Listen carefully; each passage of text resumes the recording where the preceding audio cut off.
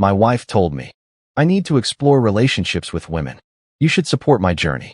So I supported her and started dating her sister.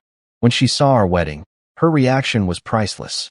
My name is Andres. I am 35 years old, and I have been working as an automotive mechanic here in Tucson for the last 12 years, building my reputation one honest repair at a time.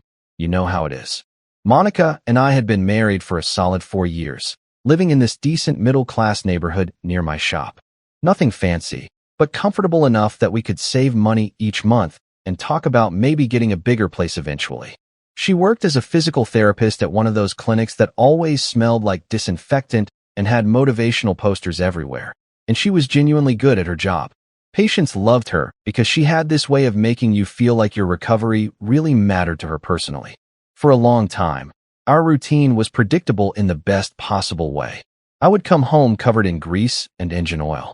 She would already be there making dinner or catching up on clinic paperwork, and we would spend our evenings talking about our days, watching whatever was on Netflix, planning weekend trips to Phoenix, or maybe down to Mexico to visit her family.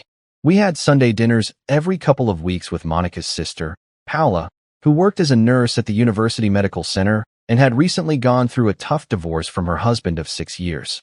Those family gatherings were always comfortable and full of laughter, with Paula bringing her famous tres leches cake and sharing hospital stories that made us grateful for our relatively drama-free lives. But then, about 6 months ago, Monica started attending these wellness workshops on Thursday nights, something about mindfulness and self-discovery that she had heard about through a coworker. And at first, I thought it was great because she would come home energized and talking about meditation techniques and how important it was to live authentically, whatever that meant. I supported it completely because honestly, if yoga mats and breathing exercises made her happy, then I was all for it, right? The workshops were being led by this woman named Jessica, who was maybe 29 and called herself a wellness coach, which seemed like one of those job titles that did not exist when we were kids, but somehow made perfect sense in today's world. Monica would come home with these little nuggets of wisdom that Jessica had shared. Things like, you cannot love others until you truly love yourself, and society conditions us to suppress our authentic desires. And I would nod along because it all sounded reasonable enough, even if it sometimes felt a bit like fortune cookie philosophy. But then the Thursday workshops turned into Thursday workshops plus Saturday morning sessions. And then suddenly Monica was texting Jessica throughout the week about breakthrough moments and personal growth insights that apparently could not wait until their next scheduled meeting. I started to notice that Monica would get this distant look in her eyes when she talked about Jessica's teachings, as if she were processing some profound revelation that the rest of us mere mortals would not understand. And she started using phrases like expanding my consciousness and freeing myself from limiting beliefs in casual conversations about things like what to have for breakfast. Even Paula mentioned during one of our family dinners that Monica seemed different lately, more distracted and less present during their sisterly conversations. But we both just thought it was a phase that would pass once the novelty wore off. The real turning point came on a Tuesday night in March, right after we had finished eating the chicken enchiladas that Monica had perfected over the years of our marriage. We were sitting at our kitchen table, the same table where we had planned our wedding, discussed buying our first house, and shared thousands of ordinary meals that somehow felt extraordinary because we were sharing them together. She looked at me with this serious expression I had never seen before, took a deep breath, and said, Andres, I need to tell you something important about my journey of self-discovery, and I need you to really listen with an open heart. I put down my fork, thinking maybe she wanted to change careers or had decided to go back to school for some advanced certification. But then she continued, I have been awakening to my authentic self through these workshops with Jessica, and I have realized that I need to explore emotional connections with women to fully understand who I truly am as a person. The words hit me like a wrench to the gut, not because I had anything against people exploring their identity, but because of the way she said it, as if this were some inevitable conclusion that any reasonable person would understand and immediately support. She kept talking, explaining how Jessica had helped her recognize that she had been suppressing a fundamental part of her nature and how emotional and spiritual connections with women operate on a completely different level than relationships with men, so it would not threaten our marriage in the way a traditional affair might. I just sat there trying to process what I was hearing as Monica continued her explanation, telling me that this was not about any specific person, just personal growth and authenticity. Although she did mention that Jessica had been incredibly supportive and understanding throughout this discovery process and had offered to help guide her through exploring these feelings in a healthy and conscious way. When I finally found my voice and asked what this exploration would look like in practical terms, Monica smiled as if I had asked exactly the right question and explained that she needed the freedom to develop close, intimate friendships with women without me feeling threatened or possessive. Because evolved partnerships support each other's growth, even when it challenges societal norms. She made it sound so reasonable, so progressive and enlightened, that questioning it would brand me as some kind of backward, insecure caveman who could not handle his wife's spiritual evolution. What happened next still makes me question every decision I made during those months, but hindsight has this cruel way of making everything obvious when it is already too late. I ended up agreeing to Monica's exploration plan, not because I was genuinely okay with it, but because she had positioned the conversation in such a way that saying no would have made me look like some kind of controlling, emotionally stunted husband who could not handle his wife's personal growth. And honestly, that manipulation worked perfectly because I had spent our entire marriage trying to be the supportive partner who would not hold her back from anything she wanted to achieve. The very next weekend, Monica announced that she and Jessica were planning a spiritual retreat to Sedona, just the two of them, to deepen their connection in a sacred space, away from everyday distractions. And when I asked if this was what she meant by exploration, she gave me this patient smile, as if I were slowly catching on to something obvious. From that point on, our normal life basically ceased to exist as I had known it for 4 years. Monica started spending every Thursday night with Jessica, then Thursdays and Saturdays, then entire weekends would disappear into these growth experiences that apparently required hours of uninterrupted time together to properly process. She would come home from these sessions glowing with this energy she had never shown with me, talking about how Jessica understood parts of her that had been locked away for decades and how their connection was healing wounds that conventional relationships could not reach. I found myself eating dinner alone most nights, doing all the household maintenance myself, and basically keeping our entire domestic life running while Monica explored her authentic self with someone who seemed to have unlimited free time for intensive spiritual conversations. The worst part was not even the loneliness. It was the way Monica would share details about her journey that felt way too intimate for a casual conversation, telling me how Jessica had helped her unlock emotional barriers through deep breathing exercises and guided meditation that lasted for hours at Jessica's apartment. She would describe these breakthrough moments where she felt completely seen and understood in ways that made it clear I was being compared to some kind of emotional standard that I had apparently never met, despite 4 years of what I thought was a pretty solid marriage. Then came the social media posts.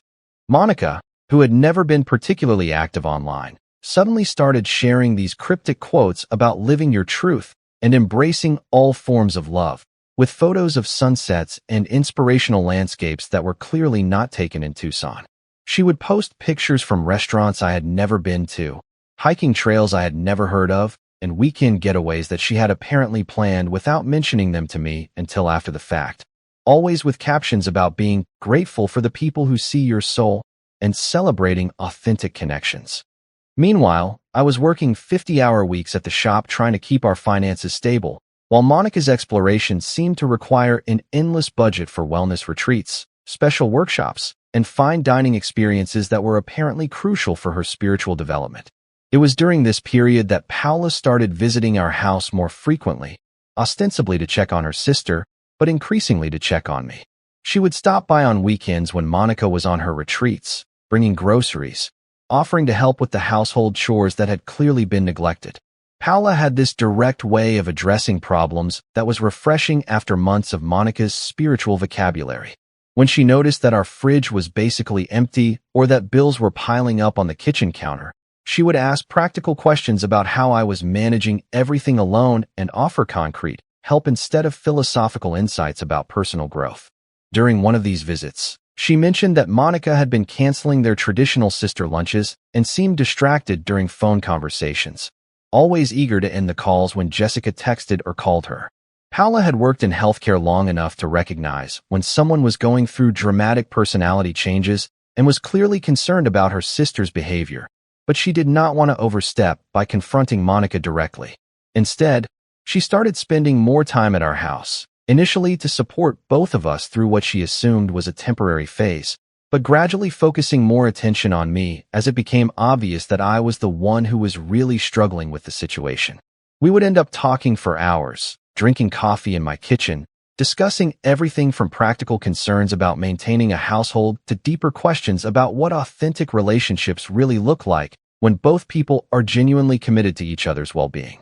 Paula had this way of listening that made me realize how long it had been since anyone had paid attention to my thoughts and feelings without trying to analyze them through some spiritual framework or relate them back to expanding consciousness. She would ask about my work at the shop, my plans for the business, my worries about the future, and seemed genuinely interested in my answers instead of just waiting for her turn to share insights about personal growth and authentic living. More importantly, she noticed things about my daily life that Monica had apparently stopped seeing. She would comment on how tired I looked, suggest that I needed to take better care of myself, or simply acknowledge that managing everything alone was exhausting and unfair, no matter what spiritual journey was supposed to justify it. Her visits became the highlight of my week, not because anything inappropriate was happening, but because they were the only times I felt like a real person with legitimate needs and concerns, instead of some kind of obstacle to someone else's spiritual evolution. What unfolded over the next few months was like watching two completely different approaches to human connection play out side by side, and the contrast became impossible to ignore. Paula's visits naturally evolved from friendly concern into something deeper and more meaningful. Although neither of us planned it or even acknowledged what was happening until we were already there, we would spend Saturday afternoons working on household projects that Monica had abandoned, talking about everything from childhood memories to career goals, and I realized I was laughing more during those few hours than I had in the previous several weeks combined. Unlike the intense, consciousness-expanding sessions that Monica described with Jessica, my relationship with Paula developed through shared experiences and mutual respect. We discovered that we both loved old movies from the 70s. We had similar views on financial responsibility and family loyalty. And we shared this dry sense of humor about the absurdities of modern life that made even routine conversations feel refreshing. When Paula mentioned she was struggling to move some furniture into her new apartment after her divorce, I offered to help one Sunday when Monica was attending another of her weekend retreats with Jessica, and that afternoon turned into one of the most relaxed and enjoyable days I had had in months. We ordered pizza. We talked about her plans for starting over after her divorce, and I found myself opening up about my own worries and frustrations in ways that felt natural instead of like some kind of therapy session. Paula had this way of making even difficult conversations feel manageable, not through spiritual rhetoric or consciousness-raising exercises, but simply through her genuine presence and attention to the people around her. When she thanked me for helping with the move, she looked at me directly and said, "I really appreciate having someone I can count on through all this chaos." And I felt valued in a way that had nothing to do with supporting someone else's spiritual journey or personal growth. Our friendship gradually evolved into something deeper over the course of several weeks, and the transformation happened so naturally that we both recognized it at the same time. One evening, after we had spent the day together while Monica was at another intensive workshop with Jessica, we were sitting in my backyard talking about our respective situations when there was this moment where we both realized that our connection had become something that neither of us had planned but both of us wanted. The shift was honest and mutual, without any manipulation or spiritual justification. We were simply two people who enjoyed each other's company and had developed genuine feelings through shared experiences and authentic conversation, which felt revolutionary after months of navigating Monica's performative exploration of her authentic self. Meanwhile, Monica was becoming increasingly absorbed in her journey with Jessica, spending multiple nights a week at Jessica's apartment for what she described as intensive healing work that required complete privacy and uninterrupted focus. She would come home at odd hours, sometimes not until the next morning, with explanations about breakthrough sessions that had run longer than expected and could not be interrupted once they had begun. But something interesting started to happen around this time. As my emotional investment in Paula grew stronger, I found myself caring less and less about Monica's whereabouts and activities, which apparently did not go unnoticed by my wife, who was used to having my complete attention and concern available whenever she needed reassurance about her spiritual progress. For the first time since this whole exploration had begun, I was not asking anxious questions about her plans with Jessica. I was not waiting up when she stayed out late, and I was not providing the emotional support and validation that she had apparently come to expect as her right while she pursued connections with someone else. Monica started making comments about how I seemed distant and less engaged with her growth process. And when I responded that I was simply giving her the space she had requested to explore her authentic self, she looked genuinely confused, as if the possibility that I might develop my own interests and relationships had never occurred to her. The situation came to a boiling point when Monica returned home early from what was supposed to be a 3-day retreat with Jessica and found me preparing dinner for 2 people, with candles on the table and a bottle of wine that was clearly not just for my own consumption. When she demanded to know what was going on, I calmly explained that I was having dinner with someone important to me, and when she pressed for more details, I told her that I had been spending time with Paula and that our relationship had developed into something significant and important. The explosion that followed was immediate and volcanic. Monica accused me of cheating, of betraying our marriage, of undermining her spiritual growth by replacing her with someone else. And when I pointed out that I was simply following the same principles of exploration and authentic connection that she had been promoting for months, she screamed, "That is completely different, Andres. What I am doing with Jessica is spiritual growth, but you are just having a regular affair." The irony was so thick you could cut it with a knife. But the real shock came when I mentioned that I had been seeing her sister, and Monica's face went completely white. She stared at me for maybe 10 seconds in total silence before asking if I was serious. And when I confirmed that yes, Paula and I had developed genuine feelings for each other over the last few months, Monica's spiritual philosophy seemed to collapse in real time. "My sister," she whispered, and suddenly all the talk about evolved partnerships and conscious love disappeared, replaced by raw fury about family loyalty and personal betrayal, which had nothing to do with spiritual growth or authentic self-discovery. The final chapter of this disaster was more dramatic and satisfying than I ever could have imagined it would be, although it came with complications I had not anticipated. The confrontation in our kitchen escalated quickly as Monica processed the full reality of what I had told her. Not only was I seeing someone else, but that someone was her own sister. The person who had been coming to our house for months under the guise of family support, while apparently developing feelings for her brother-in-law. She started demanding details about how long this betrayal had been going on, whether Paula had planned this from the beginning, and how we could have conspired against her while she was focused on her spiritual growth and personal development. When I explained that my relationship with Paula had developed naturally over several months through genuine friendship and mutual support during a difficult time, Monica's response was immediate and predictable. I had to end it immediately, cut off all contact with Paula, and refocus on supporting Monica's authentic journey with Jessica. She stood there in our kitchen, hands on her hips, explaining with complete seriousness that my involvement with another woman posed a fundamental threat to our marriage in ways that her spiritual exploration with Jessica simply did not, because traditional heterosexual relationships operate within possessive patriarchal frameworks, while her connection with Jessica was transcending societal limitations through conscious love. The conversation became surreal when Monica started laying out ground rules for ending my relationship with Paula. I was supposed to explain to her sister that I had made a mistake and needed to focus on my marriage. I could not have any more private conversations with Paula, and I definitely could not see her outside of necessary family gatherings where Monica would be present to supervise our interactions. When I asked Monica if she planned to apply the same restrictions to her relationship with Jessica, she looked at me as if I had suggested something completely unreasonable and explained that her spiritual growth could not be limited by conventional relationship boundaries because it existed on a higher plane than ordinary romantic attachments. I let her finish her entire speech about conscious love and spiritual evolution. I nodded thoughtfully, and then I said something I had been gathering the courage to say for months. "Monica, You are absolutely right that our marriage cannot survive this situation, so I think we should get a divorce." The silence that followed was like the moment after a car crash, when your brain is still processing what just happened.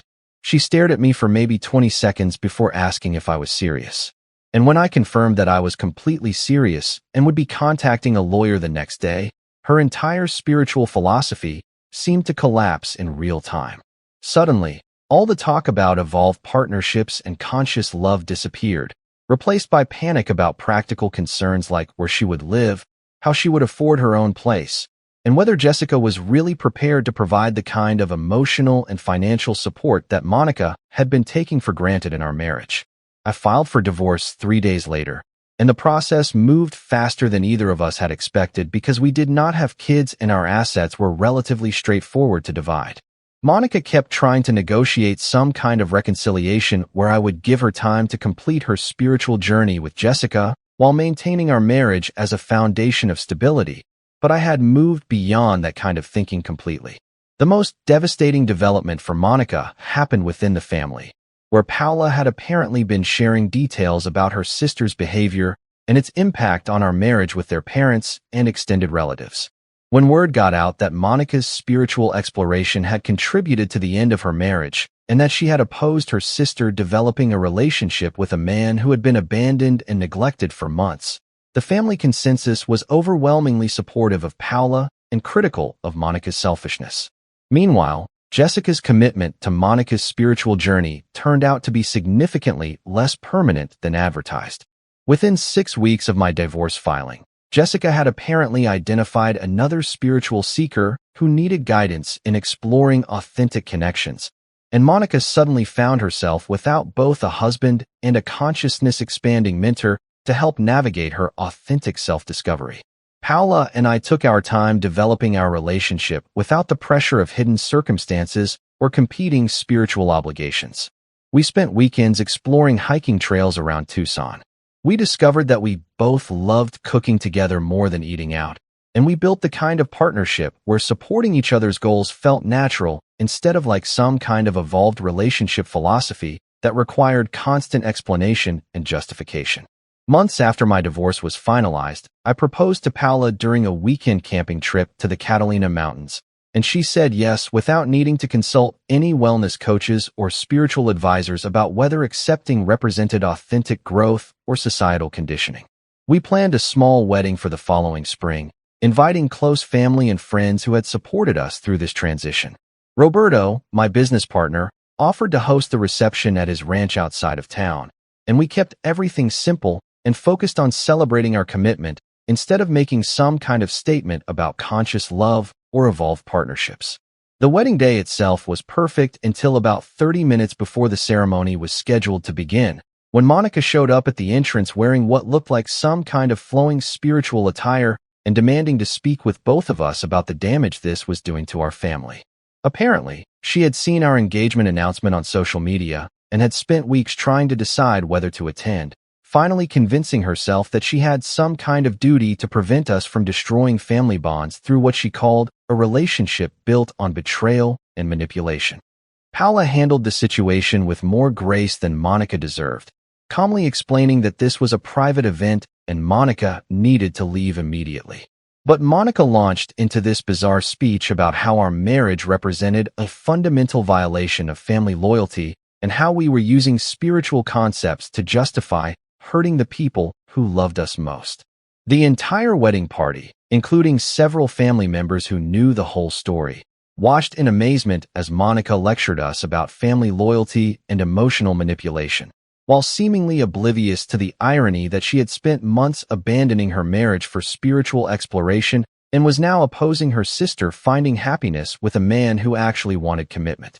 Roberto's brother, who works in event security around Tucson, escorted Monica off the property while she was yelling something about how conventional relationships were destroying authentic spiritual growth and how we had stolen her chance at family happiness. The whole scene was so absurd that our wedding guests spent the rest of the reception sharing stories about the most entitled behavior they had ever witnessed, with Monica's performance becoming the unanimous winner by a substantial margin. 6 months later, I heard through mutual acquaintances that Monica was working with another spiritual advisor, this time a man who specialized in healing family trauma through forgiveness and conscious communication.